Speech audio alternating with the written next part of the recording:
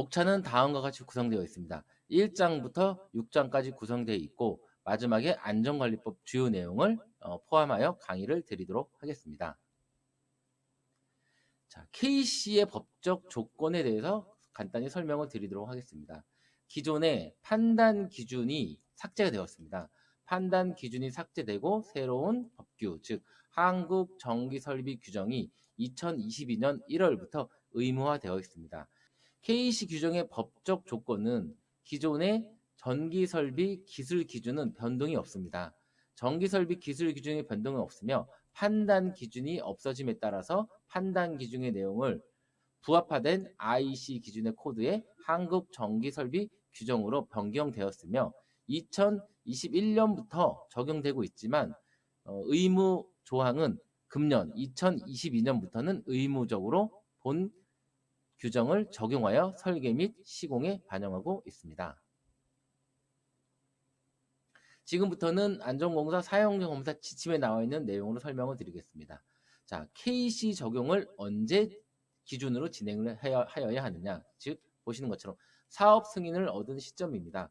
사업 승인이라 하면 일반적으로 229의 건축 수용가를 기준으로 하면 공사계획 신고 또는 세움터 인증 이러한 행위를 이야기합니다.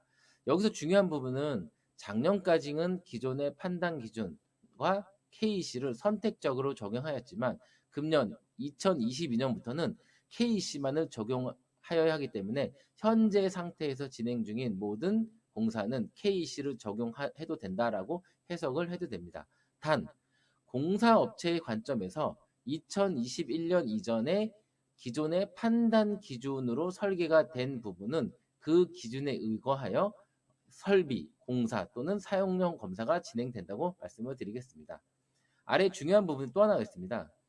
2021년 이전에 기존 법규 판단 기준으로 승인을 내고 2022년에 설계 변경이 된 공사에 한해서는 기존 판단 기준을 적용할 수 있다. 즉 KC를 적용하지 않아도 된다 하는 부분을 반드시 알고 계시면 도움이 많이 되실 것 같습니다. 변경 공사 기준 적용 예시에 대해서 간단히 설명을 드리겠습니다.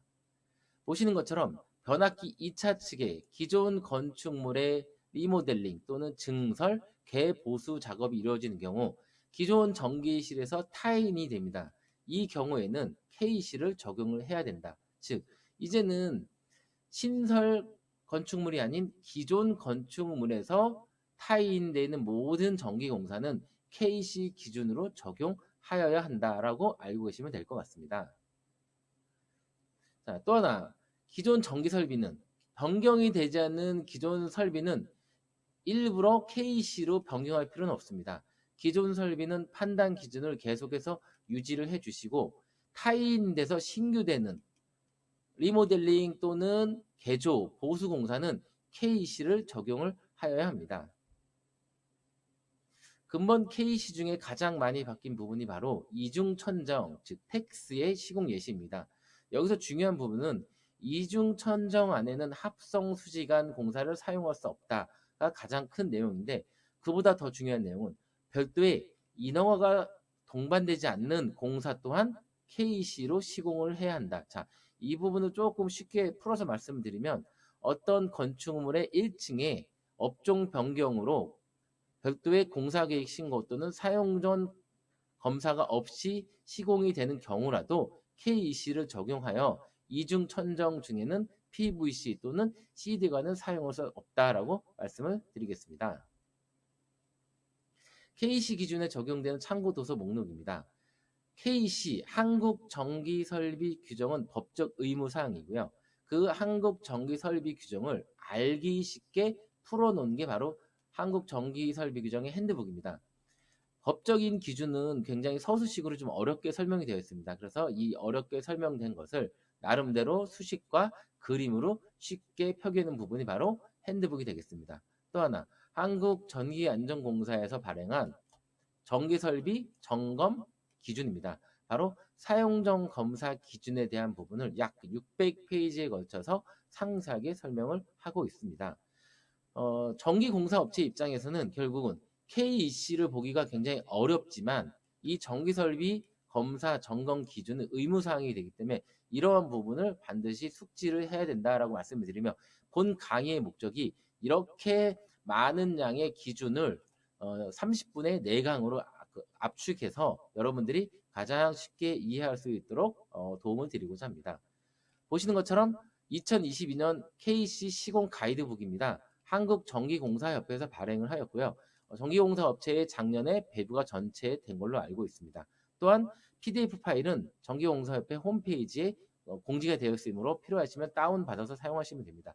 이 가이드북의 핵심 내용은 KC가 설계 또는 시공을 총망라해서 기재가 되었다고 하면, 이 시공 가이드북은 전기공사 업체 입장에서 가장 쉽게 현장의 조건에 맞게 풀어서 그림과 이미지 파일로 정리를 하였습니다. 그래서 KC가 좀 어렵다고 생각하시는 분들은 이 KC 시공 가이드북을 정독하시면 시공하는데 굉장히 많은 도움이 될 것으로 생각합니다. 자, 지금부터는 한국전기안전공사의 사용자 검사 지침 원문입니다. 자, 이 원문을 제가 이렇게 표기를 하고요. 이 원문에 대해서 추가적으로 필요한 부분은 그림 또는 표, 이미지로 별도로 첨부를 하였습니다. 자, 수전전압 22,900V, 저희가 가장 많이 쓰고 있는 일반 건축물이라고 할 수 있습니다. 여기서 이제 크게 바뀐 부분은요, 보시는 것처럼 접지 계산서가 의무화되었습니다. 그럼 기존에는 접지 계산서가 의무화되지 않았냐? 아닙니다. 기존에도 접지 계산서가 의무화되었지만 이제는 그 부분이 평면도, 단면도, 상세도 및 접지 팩타까지 해서 접지 설계가 의무화되었고요. 또한 감전보호 계산서 등이 추가적으로 요구되고 있습니다. 자, 또 하나, 전기설비 검사 및 점검의 방법, 절차 등에 관한 고시 별표 7과 9, 별표 7과 9가 있는데요. 사용용 검사 전에 수검자의 입장에서 별표 7에 대한 내용을 확인하고 별표 7의 내용을 사전에 점검, 검사한 후에 사용용 검사 시에 제출을 하게 되어 있습니다. 별표 7에 대한 내용이 어떤 부분인지 화면을 통해서 확인하도록 하겠습니다.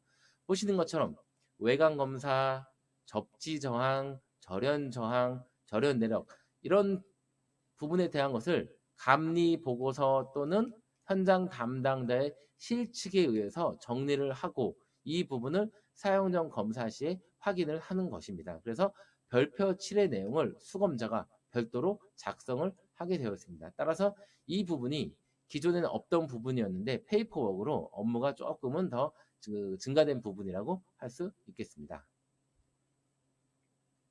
5만 볼트 이상행, 즉 저희가 얘기하는 154 또는 345, 765의 경우는 기존에서 바뀐 부분이 없습니다. 특별하게 바뀐 부분은 적색으로 표시하였지만 지금 적색 표시나 특별한 마킹이 없는 걸로 봐서는 5만 볼트 이상의 설비는 KC와 무관하게 기존의 법규 또는 기존의 시공 방법을 그대로 준수하시면 문제가 없을 것으로 판단이 됩니다.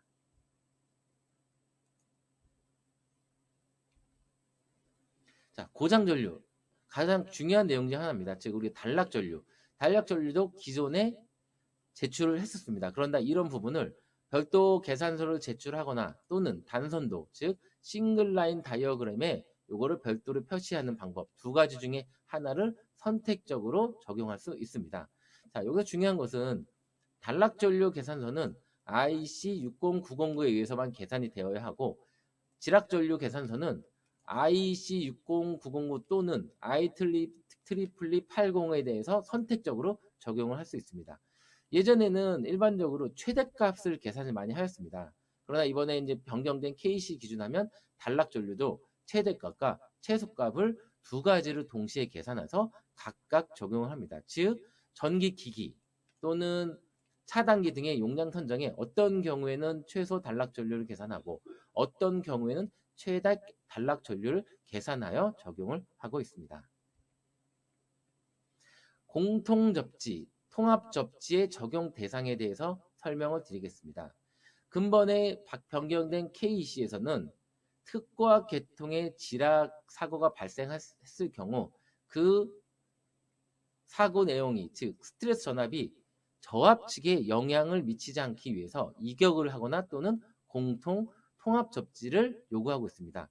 통합 접지 같은 경우는 필해가 포함되어 있는 거고요. 필해가 포함되지 않는 경우는 공통 접지. 즉 변경된 KEC에서는 개별 접지를 사용할 수 없으며 공통 접지 또는 통합 접지를 선택적으로 적용을 해야 합니다. 단, 229 계통인 경우에도 단독 접지는 가능하게 되어 있습니다. 보시는 것처럼 일정 이격 거리가 유지가 되거나 접지극 간의 저항 구역이 중첩되지 않는다는 근거를 제시하는 경우에는 229의 특고합 설비도 개별 접지를 적용할 수 있습니다. 하지만 실상적으로 이런 경우는 계산서 제시가 매우 어렵기에 KC 법규에는 개별 접지 또는 단독 접지를 적용할 수 있지만 기술적으로는 어렵다. 따라서 공통 접지 또는 통합 접지를 적용하여야 한다라고 해석을 하시면 될 것 같습니다. 공통 접지나 통합 접지, 특히 고압 이상, 우리가 고압 이상이라고 하면 일반적인 수용가의 229 수용가를 이야기합니다. 자, 이 경우 적색으로 표시된 부분은 기존에 있던 부분에서 추가가 된 부분입니다. 접지도체 계산서, 보호도체의 굵기 계산서. 자, 대지 저항률 측정 값이 의무화가 되었습니다. 기존에는 대지 저항률 측정 값은 의무화가 아니었지만 근본에 KC가 들어오면서 대지 저항률 측정값 의무화가 됐다. 즉 언제 시공 초기 단계에서 누가 설계 업체에서 대지 저항률 측정을 의무적으로 시행을 해야 됩니다. 또한 접지 설계 값, 즉 접지 설계 시 진행된 주요 팩타를 별도 테이블로 인해서 적용을 하라라고 규정이 되어 있습니다. 이걸 보고 저희가 팩타 요약 자료라고 합니다. 자, 현장에서는 접지 저항을 측정하게 되어 있습니다. 이 접지 저항을 왜 측정해야 되는지는 다음 페이지에서 설명을 드리도록 하겠습니다. 자, 특고압 계통 같은 경우는 이렇게 바뀌었고요.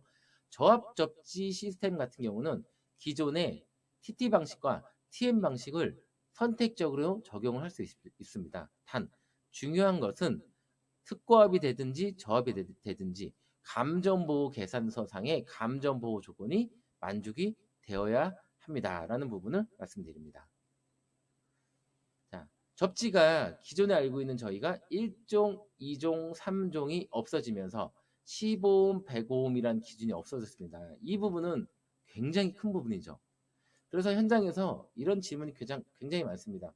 15옴, 105옴이 없어지면 과연 접지 설계의 기준, 접지 시공의 기준은 무엇이냐라는 질문이 굉장히 많습니다. 자, 그래서 접지 저항의 기준이 없어지면서 전압의 기준을 바꿨습니다. 나름대로 이 전압이라는 게 굉장히 어려워 보일 수 있겠지만 여러분들이 조금만 신경 써서 들어보시면 그렇게 또 어려운 부분은 아닐 것 같습니다. 즉 전동기, 형광등 등 우리가 쓰고 있는 일반적으로 저압 기기는 보호 접지라고 합니다. 그래서 보호 접지는 이유를 망라하고 감전 보호 측면에서 무조건 접지를 해야 된다. 개통 접지는 개통의 성격에 따라서 접지를 할 수도 있고 또는 비접지를 갈 수도 있다. 또는 중간에 저항 접지로 갈 수도 있다라는 부분을 말씀드리겠습니다. 접지 대상에 따라서 종별 접지가 폐지되었다고 말씀을 드렸는데요. KC 원문에 의하면 개별 접지 또는 종별 접지는 적용할 수도 있습니다. 하지만 기술적으로 적용하기가 매우 힘들다. 왜냐? 지하 특고압 측에서 지락 사고가 발생했을 경우 저압 측에 영향을 미치기 때문에 이격을 해야 되는데 국내 현실 여건상 이격하기가 굉장히 어렵기 때문입니다. 그래서 접지 저항 기준에서 안전 전압 기준으로 접지 시공 또는 설계가 변경된 것이 가장 큰 아이템이라고 할 수 있습니다. 자, 이제 조금 그림으로 쉽게 설명을 드리도록 하겠습니다. 자, 저희가 일반 계통, 자, 전기실에 나와 있는 특고압 계통이 있고요. 현장에 전동기 또는 분전반, 제어반, 케이블 트레이 가진 전기 기기가 배치되어 있습니다. 이때 이것을 메시 접지에서 이렇게 컴을 해도 됩니다. 또한 접지 단자함에서 접지 부스로 연결을 해도 됩니다. 이 방법 또는 이 방법을 둘 중에 하나를 선택적으로 적용합니다. 여기서 중요한 거는 이렇게 접지가 공통 또는 통합 접지가 되었다라고 해서 KEC를 만족하지는 않습니다. 이 경우에도 안전 전압이 만족되는지를 계산을 하여야 하지만 통상적으로 TN 계통, 즉 공통 또는 통합 접지 계통에서는 안전 전압을 보통은 만족을 합니다. 그래서 접지를 공통으로 했다고 해서 KC에 만족하지는 않는다. 하지만 계산을 해보게 되면 대부분 만족을 합니다라고 결과적으로 말씀드릴 수가 있습니다. 여기 보시면 접지 테스트 단자가 의무 시공으로 되어 있습니다. 자, 이 얘기는 어떤 의미냐면요. 접지 계산서에 의해서 시공이 제대로 되었느냐 하는 부분을 사용용 검사일 때 접지 저항 값으로 확인을 하는 겁니다. 예를 들어 접지 설계 계산서에 메시 도체를 1000m를 시공하게 되어 있는데 불가피하게 500m가 깔았다고 하면 설계 당시의 접지 저항은 7오음인데 실제로 사용전 검사 시는 25옴 또는 35옴이 나올 수가 있습니다. 이러한 부분의 확인을 위해서 접지 테스트 단자 시공이 의무화되어 있고 사용전 검사 시 접지 저항을 측정하고 있습니다. 자, 보시는 것처럼 예전의 판단 기준에 의해서 저희가 통상적으로 E1, E2, E3 이런 식으로 표시가 되어 있지만 이 부분이 메시에서 접속을 하거나 또는 단자함에서 이렇게 접속되는 경우 공통 또는 통합 접지 조건을 만족한다.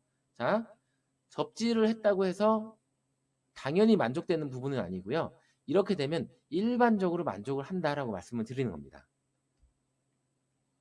앞서 말씀드린 것처럼 접지는 IC 기준으로 적용해도 되고 IEEE 80을 적용해도 되고 선택적으로 둘 중에 하나를 적용해도 되지만 접지 계산서에 있는 주요 팩타를 이렇게 테이블에 이 테이블이 비어 있습니다. 이 테이블에 빈 값을 설계 시에 별도로 추려서 적어주면 안전공사 담당자가 접지 설계가 제대로 되어 있는지를 내부적으로 쉽게 확인을 할 수가 있습니다. 그래서 이 주요 팩타 테이블표가 의무적으로 공사계획 신고 시 제출을 하게 되어 있습니다. 표면층의 고유 저항률, 즉 이 표면층의 고유 저항률은 땅 속의 상태가 아니고 땅 위의 상태, 즉 저희가 옥외 전기실 또는 옥내 전기실일 때 사람의 발이 대지에 접촉하고 있을 때 그 저항 값을 높게 해주는 것이 가장 좋다. 자, 그래서 옥외 전기실 같은 경우 비가 오게 되면 젖은 상태가 되기 때문에 젖은 상태를 적용하고요. 옥내 전기실 같은 경우 건조한 상태를 적용합니다.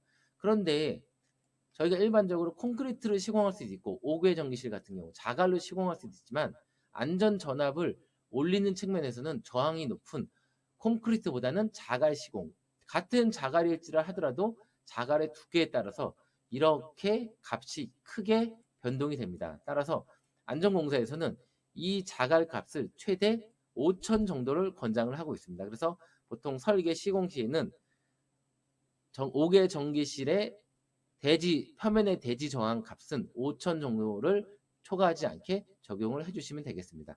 단 중요한 부분은 이 표면의 대지 저항률과 더불어서 현장에서 측정하고 있는 땅 속의 대지 저항률은 겨울과 여름에 값의 차이가 굉장히 많이 발생합니다. 따라서 여름에 측정한 대지 저항률 값은 1.3배에서 2배 정도의 여유율을 가지고 설계에 적용해라. 즉 겨울에 측정한 값은 그대로 적용하고 여름에 측정한 값은 약 2배 가까이 안전율을 적용해서 고려해야 한다. 그래야 나중에 감전사고의 우려가 없다라고 말씀을 드리겠습니다. 앞서서 대지 저항 측정이 의무화가 됐다고 말씀드렸습니다. 자, 우측에 보시는 대로 대지 저항 측정계가 의무화가 되는데 중요한 거는 이 부분이 공사 준공 당시에 측정이 되는 부분이 아니고요. 설계 초기 당시에 측정이 되어야 됩니다. 대지 저항률이 측정이 되지 않는 공사계획 신고는 안전공사에서 반려가 되게 되어 있습니다. 따라서 설계 초기에 이 대지 저항률을 측정을 해야 되고 이 대지 저항률은 설계의 가장 중요한 팩터로 적용을 하게 됩니다. 그런데 이 부분은 일반적으로 설계 초기이기 때문에 시공업체에서 측정하는 것이 아니고 설계업체에서 측정을 합니다. 그런데 설계업체에서 측정을 해야 되는데 최근까지는 그런 부분을 시공업체에 많이 의뢰를 합니다. 그래서 그 의뢰를 받아 시공업체에서 대지 저항률 측정하고 그 대지 저항률을 다시 설계업체에 통보를 하게 되면 설계업체에서는 이 대지 저항률을 바탕으로 전기 설계를 진행을 하고 있습니다. 자, 보시는 것처럼 대지 저항률 측정은 전기시를 기준으로 여러 강 A, B, C 방향을 측정합니다. 이때 오차가 적게 되면 이 값의 평균값을 사용할 수 있고요. 오차가 많은 경우 계속 측정을 해서 오차를 최소화할 수 있게 여러 방면을 측정합니다. 보시는 것처럼 대지 저항률 측정 시 거리가 증가된다는 얘기는 땅 속의 대지 저항률의 깊은 층의 대지 저항률을 나타내는 것이고, 거리가 짧아진다는 것은 표면에 가까운 대지 저항률을 나타내고 있습니다. 이렇게 대지 저항률을 측정하게 되면은요, 이 대지 저항 측정 값이 나오지만 동시에 접지 저항 값도 같이 나오게 되어 있습니다. 그래서 대지 저항률은 낮으면 좋지만 이거를 저희가 인위적으로 낮출 수는 없습니다. 그래서 기름지고 바닷가나 옥토인 경우는 이 숫자가 낮게 나타내고, 돌이나 안반, 산악지대인 경우는 이 부분이 1000오hm/m까지 크게 발생되고 있습니다. 자, 그림은 제가 직접 측정한 주요 전국의 대지 저항률 값입니다. 수도권, 전라권, 충청권, 경상권. 자, 이렇게 측정이 되는데 중요한 거는 평균 입력값이 지역에 따라 이렇게 많이 차이가 납니다. 여기서 중요한 거는요, 측정된 대지 저항률 값이 105m 이상의 작은 값일 경우 접지가 굉장히 수월하게 진행이 될 수 있습니다. 접지 공사가. 하지만 그 값이 반대로 200, 300, 400 이상의 높게 나타나는 경우에는 접지 설계 및 시공이 굉장히 어려워질 수 있다. 따라서 대지 저항률 측정이 가장 중요한 팩터로 적용이 된다라고 말씀을 드리겠습니다. 자, 접지 시스템. 공통 접지 및 통합 접지 시스템에서는 이러한 스트레스 전압 조건을 만족해야 하지만, 저희가 국내 접지 계통은 한전의 다중 접지 계통과 연결이 되어 있습니다. 이 경우에는 별도로 스트레스 전압을 고려하지 않아도 되기 때문에 이 부분은 빼고 가도 될 것 같습니다. 단, 저압 계통은 일반적으로 105옴 조건이 만족을 하게 되면 접지가 문제없다. 즉, 105옴 정도의 접지 저항을 만족하면 사용 전 검사에서 큰 문제는 없을 것으로 판단을 하고 말씀을 드리도록 하겠습니다. 접지 도체의 단면적 산정 방법이 기존의 1종, 2종, 3종이 없어졌기 때문에 각 접지 도체별로 각각 선정을 하게 되었습니다. 자, 여기서 TN 계통 같은 경우 저희가 알고 있는 푸tun한 계통이라고 말씀드릴 수 있고요. TT 계통은 저압 계통을 말씀을 드립니다. TN 계통에서 최소 단면적은 6스퀘어. 이때 피레를 포함한 통합 접지로 적용을 했을 경우는 16스퀘어를 적용을 합니다. 자, 그러면 다음 페이지의 구성도를 보고 좀 더 자세히 설명을 드리도록 하겠습니다. 자, 구성도를 보시면 1번, 2번, 3번, 4번 이렇게 각각 표시가 되어 있고요.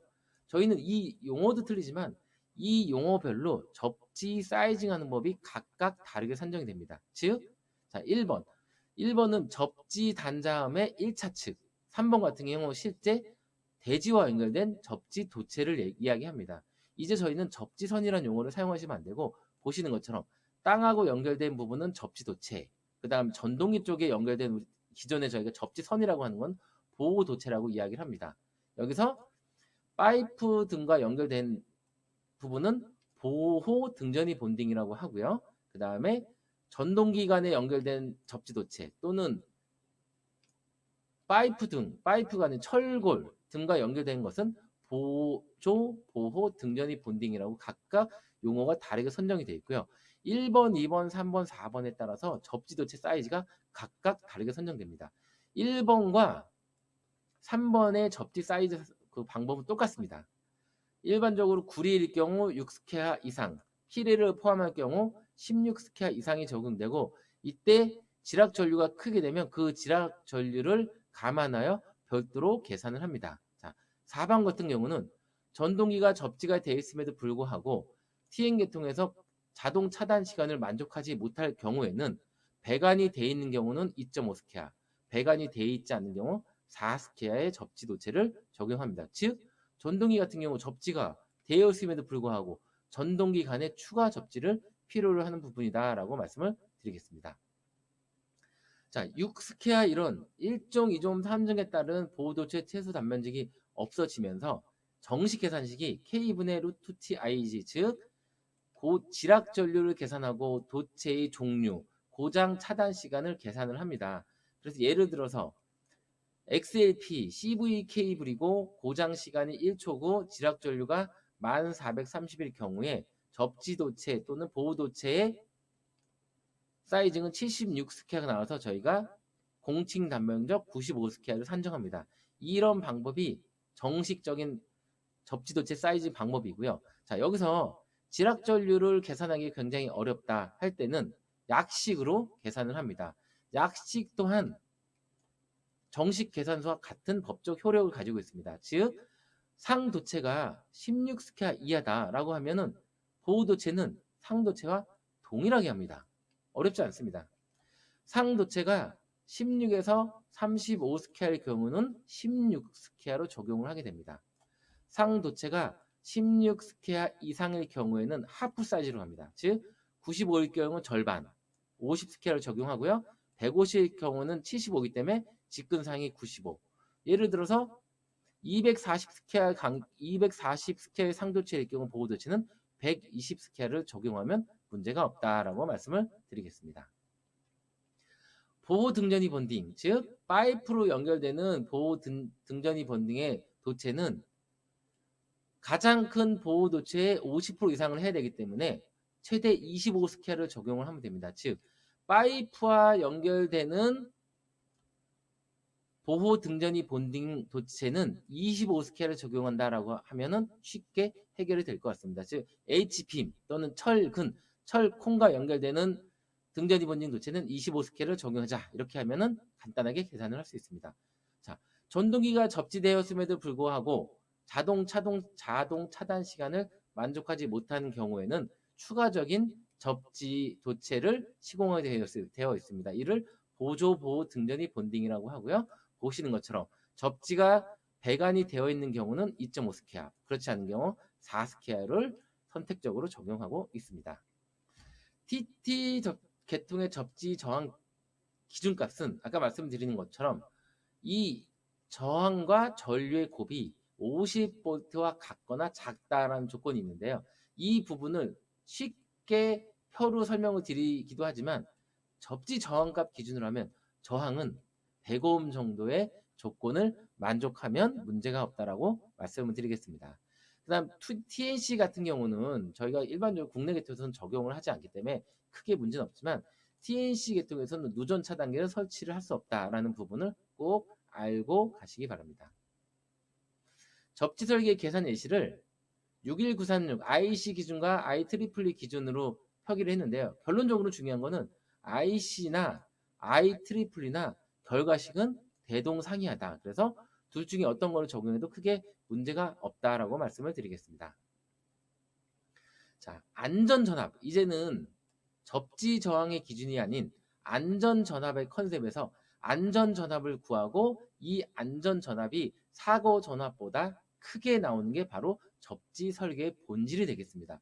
이래서 IC로 계산된 안전전압값과 IEEE로 계산된 안전전압값 또한 앞에서 설명드린 값과 크게 문제가 없다. 대동소이하다. 그래서 선택적으로 적용을 하는 부분을 계산 예시로 보여드리고 있습니다. 접지 설계 절차입니다. 좀 어려워 보이시기는 하지만 중요한 게 바로 이 부분입니다. 안전전압을 구해서 안전전압이 사고전압보다 커야 한다. 안전전압에서 가장 중요한 팩터는 땅 위의 저항력, 즉 내 신발, 사람의 발이 접촉하고 있는 땅 위의 저항, 즉 콘크리트냐 자갈이냐 또는 에폭시 시공이냐, 이 컨셉이 안전전압에 가장 큰 영향을 미치고요. 사고 전압 같은 경우는 땅 속의 대지 저항률, 즉 그래서 대지 저항률 측정해서 나오는 땅 속의 대지 저항률이 사고 전압에 가장 큰 영향을 미치며 안전 전압이 사고 전압보다 크게 설계 시공이 되어야 하는 부분이 바로 접지 설계의 절차가 되겠습니다.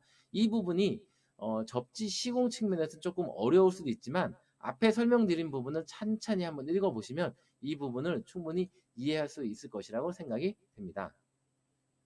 안전전압이란 결국 두 가지가 되겠습니다. 접촉전압, 즉 안전전압의 공식이 이렇게 됩니다. 사람의 저항률은 1000,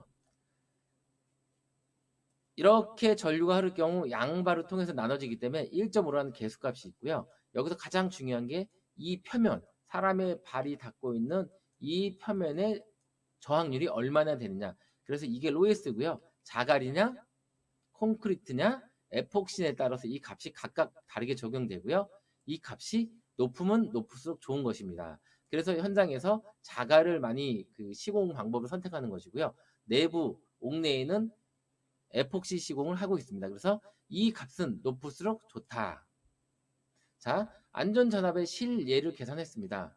여기서 이 로에스 값을 자갈일 경우 통상 1000에서 3000 정도로 넣게 되는데 저는 2000을 넣어서 계산했습니다. 2000을 넣어서 계산했더니 안전전압이 754가 나왔고요. 이때 사고전압은 땅속의 대지 정리를 굉장히 중요하다고 말씀드렸습니다. 사고전압의 가장 중요한 땅속의 대지 정리 400이면 굉장히 높은 값입니다. 이 경우에는 안전전압보다 사고전압이 크게 나왔습니다. 보시는 것처럼. 그렇기 때문에 조건을 만족하지 못한다. 그래서 다시 설계를 해야 된다. 그래서 어떻게 설계된다? 자, 사고 전압을 만족하지 못했기 때문에 메쉬의 간격을 기존에 1000m였다면 1500, 2000, 2500으로 증가시키면 이 1049V의 사고 전압이 즉 감소가 됩니다. 그래서 이 값이 754 이하로 떨어뜨리게 됐을 때 이때 접지 설계 및 시공이 완료되었다라고 말씀을 드리겠습니다. 자, 상계와 같이 변경된 KC 기준으로 사용전 검사 절차에 대해서 설명을 드렸고요. 1강에서 부족한 부분 또는 나오지 않은 부분 3장, 4장, 6장은 다음 편에서 지속적으로 설명을 드리도록 하겠습니다. 오늘 강의를 마치고 2강에서 다시 뵙도록 하겠습니다. 감사합니다. 수고하셨습니다.